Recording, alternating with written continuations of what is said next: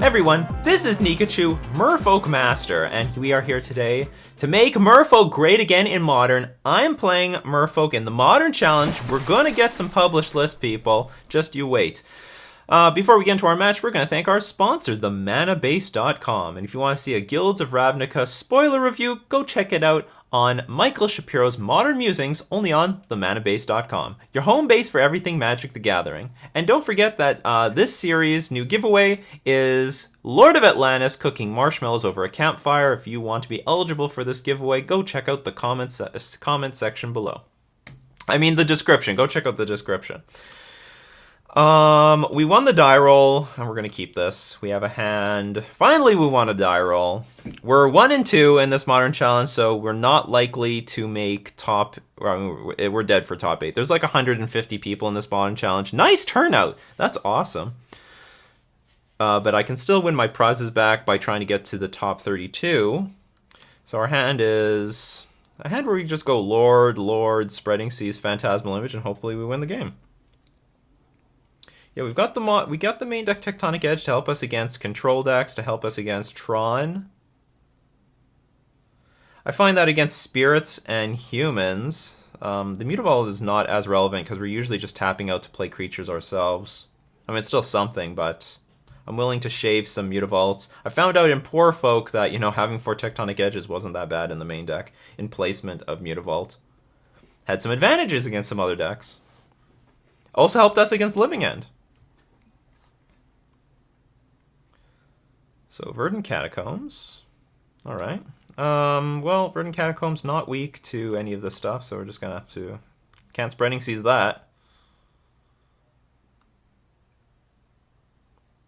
Guilds of Ravnica is not out yet, so if this is a Black-Green X deck, then... Well, the Ass Trophy is not legal yet. Which I think is overrated, by the way. Like, Assassin's Trophy... I don't think people understand the disadvantage of giving your opponent a land. I think it's a catastrophic disadvantage. I'm not saying that the card is bad. The card is good. All Black-Green X decks will play 4 of them. They should, but it's I think it's overrated. I think the average stuff that you're going to destroy with Assassin's Trophy is going to it's going to be bad. It's not going to be good for you. You're not going to be happy with that result. So what is this going to be? Dark Confidant? Collective Brutality. Choosing one mode. Okay. One mode chosen. Oh, we got Phantasmal Image. So if we get this Master of Waves online, it's going to be really, really online. I have found now that against Jund, I'm a little bit more favored to attack the green mana instead of the red mana. And one of the reasons for this is that it's the green mana that casts the Tarmogoyf and the Scavenging Oozes and the... what's it called? The Fatal Pushes. It's like more black heavy. Well, they don't have many Fatal Pushes. Well, maybe this one does. They're playing with Collective Brutality in the main deck. It's probably just a one of. But I want to hit the green sources. The red definitely doesn't matter with this hand because I can play Phantasmal... Master of Waves, hopefully copy with Phantasmal Image. That's not bad. I'll take that. I'll take that. So that way we can play our Master of Waves and then flash in Phantasmal Image. There's Dark Confidant, which is actually ugly. I really don't like seeing Dark Confidant right now. So...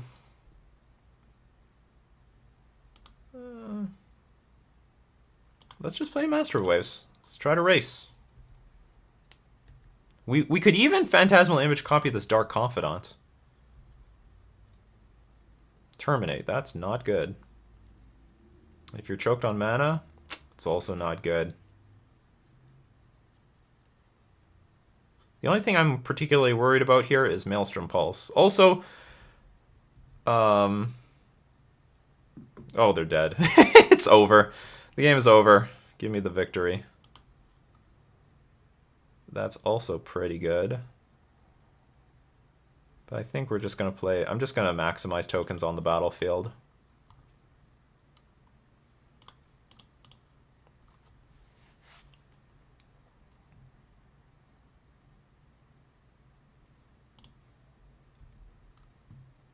So now they really need that Maelstrom Pulse.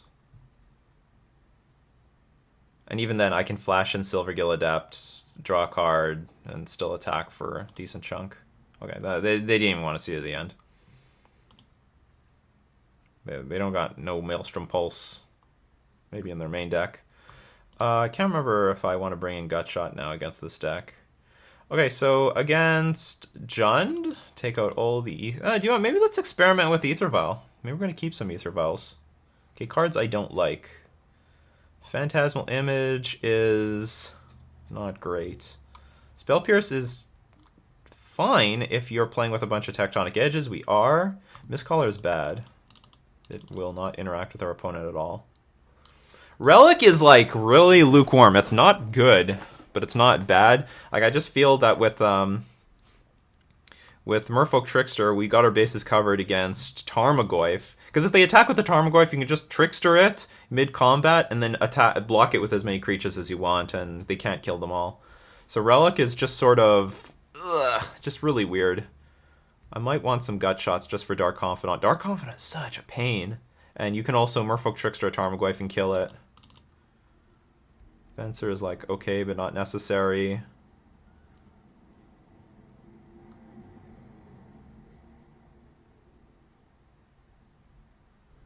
Maybe we'll take out the Aether Vials. Oh, my brother's here. Wow, where are you? Huh? You're just doing deck tech, right? No, it started forever ago. I told you it started at 10. Oh, I thought you said start at 1. No, absolutely not. I don't know. Hey, close the door. Yeah. We just beat Jund in game 1. Because the thing is, I'm siding in Aether Vial now against... I'm siding it in against Pyromancer. I'm keeping it... Sorry, not siding it. I'm keeping some number of them against Pyromancer. I'm keeping some number of them against Black-Green Rock. But can I just win traditionally without it? Do you know what? Let's experiment. Let's play with 2 vials. Because vialing in creatures, especially Phantasmal Image, especially Master of Waves at instant speed, to play around cards like... I'll bring in some Vencers, maybe. So you've only played... How many lands? I have 22 lands. We'll go to 23 and a Vencer. There. That'll be... We could slightly flood out because I have all these Tectonic Edges, but that's okay. Or maybe I could take out a Cavern of Souls, bring in... Do not take out a Cavern of Souls, let's bring a Tectonic Edge. Bring in all the Tectonic Edges. We're going all in on Tectonic Edge, people! Submit this. I think the rest of this is fine. Because if the game gets more about... This hand's great. If the game starts to get more about like sorcery speed removal, like Collective Brutality, Liliana, The Last Hope, Aether Vial is quite good in those matchups. Generally, I want to shave down my mana sources to like 20, like to 21 to 22, and Aether Vial is fine as a mana source. And I'm looking at Tectonic Edge a little bit more as a spell. However, Tectonic Edge is not very good with Dark Confidant on the board. I mean, they just... You can't expect them to like brick on lands like they did last time. Yeah, we can keep this. So now we're in the driver's seat. We've got our peak. We're going to peak turn 1, play like Spreading Seas or Silvergill Adept on turn 2. We're doing great. And peak will also let us know exactly which land to target. You know, it'll let us know like what's really soft in their hand. So here we're gonna play peak. We're gonna get that information. Inquisition, Anger, Abrupt Decay. So it looks like it's the black source that's weak. They can't play Inquisition and they can't play Abrupt Decay. They have their choice. They want to take. See, now peak should be able to do that. His only costs 1 mana. What do you mean? Oh, you mean take something from their hand? Oh, they took the Spreading Seas, so, well, okay, that plan's offline. Wish he was going to take Spreading Seas. So, we're going to play our Ouroboros, just in case they have Choke in their deck. And we're going to play our Silvergill Adept before they play Inquisition and take our Master of the Pearl Trident away. Because they have another Inquisition of Kozilek. Well, drawing land's not good. I have enough lands. Creatures from here on out. Statistically. I can use Phantasmal Image. Very likely, I'm going to copy Mutavault with Phantasmal Image, just so that I have something that can play around Anger of the Gods and Abrupt Decay.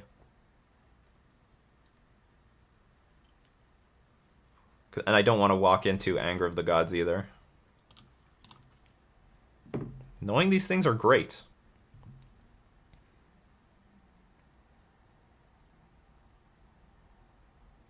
Oh, interesting. Okay. So now we still have perfect information about our opponent's hand. They got this Inquisition. Ugh. Now it's going to look bad if we draw the...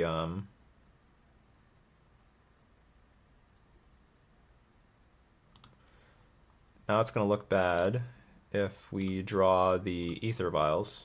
I think we have quite a few in the deck. But we are very free to copy this Mutavault.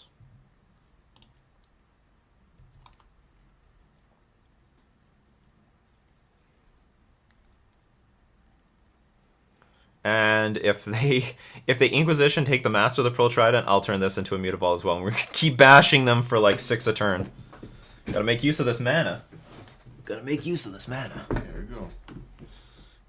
You can't hit the Mutavaults with you can't hit them yet, so they take Phantasmal Image because of the fear of Mutavault.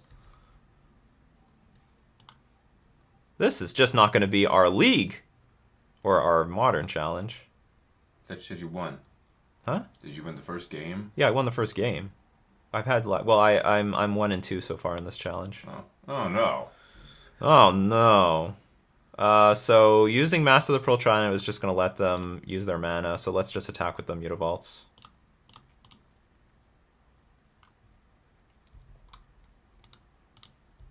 I'll wait until next turn.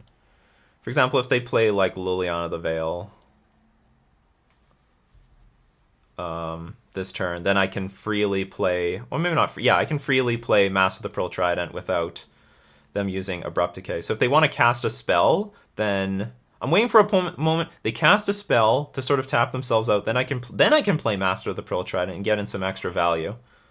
At the moment, I'm not getting any value playing it and letting them use their mana. You don't want them to use their mana. Peak is great, so we can see the last card in their hand. I'm not going to use it now because I intend on. I can't use the mana at all. And if I see Bolt or something, that's not going to change how I play this turn. Oh, I'm making a mistake. I shouldn't be tapping the islands. I should be tapping the Oboro just in case our opponent draws Choke, which is a card in sideboards. It is a card in sideboards.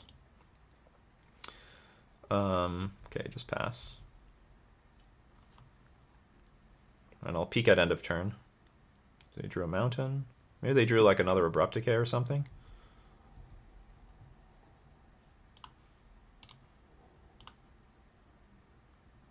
Liliana the Veil. Okay, so they could have played it, but I guess it would have died. That's the problem. They can't play Liliana the Veil and have mana for Abrupt Decay. They don't have enough black mana. Master of Waves. That's also something that they can't do dink about. It just keeps getting better. So we could threaten the Anger of the Gods. Protection from red. Here's Merfolk Trickster. See, we're slowly getting in damage. We can't go on Abrupt Decay and Anger, I already know about. So I can attack for 4, then play Merfolk Trickster at end of turn. Get them to use their Abrupt Decay. Another thing I could do is I could play Master of Waves this turn. Attack for 2. They would probably Abrupt Decay the lone token, play Liliana, Edict, which is a huge sink of their resources. It's not a very good use of their resources. So let's do that. And I can attack for 3 with the Mutavault if the Master of Waves is on the table. I can still activate a Mutavault in response to the Edict effect to just get rid of the to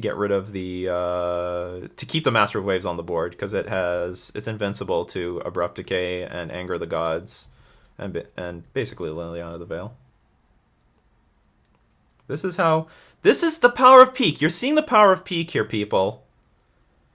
Maybe it should have just been 4 Peak in the main deck. I like Mistcaller, though. I really like where Mistcaller is right now. Great card. Yeah, you can't do anything. You can Abrupt Decay my Elemental. It's the best you can do. Go for it. Go for it. Or you can Anger of the Gods the Elemental away, but then you're dead. Tarmogoyf? Tarmogoyf, we can Merfolk Trickster it and then win. We've got lethal on the board, even without the Elemental. Like, the 2 Mutavaults and Master of Waves add up to lethal damage. They had to Abrupt Decay the token, play Liliana, Edict. That was their only line. It's a really crappy line, but it was the only line. Oh no. Things are getting awkward now. Things are getting awkward. Yeah, that we just manhandled them. Just thanks to Peak. Yeah, thanks to Peak, we knew exactly what was in their hand. Just cards that could not interact with manlands. Phantasmal Image! Look at the power of Phantasmal Image. We copied the manland to put pressure on our opponent. You don't need to copy Master of Waves all the time. You don't need to copy our creatures. The manland was all that we had to do. It was enough. It was enough to claim victory against Jund. That was a very clean victory, I think, for us, because if we played into their removal, like with Master of the Pearl Trident, then that would let them confidently play Liliana the Veil and Edict, or play... Well, they would have used their mana, like, way better, and they would have earned more turns because we were playing stuff like Master of the Pearl Trident instead of, Master of Waves or something like that. So I think, I think Phantasmal Image showed that its worth. I think Peak showed its worth. Oh, Peak is amazing, people. This is like the best innovation to Merfolk, I think, in a long time that didn't require like a reprinting.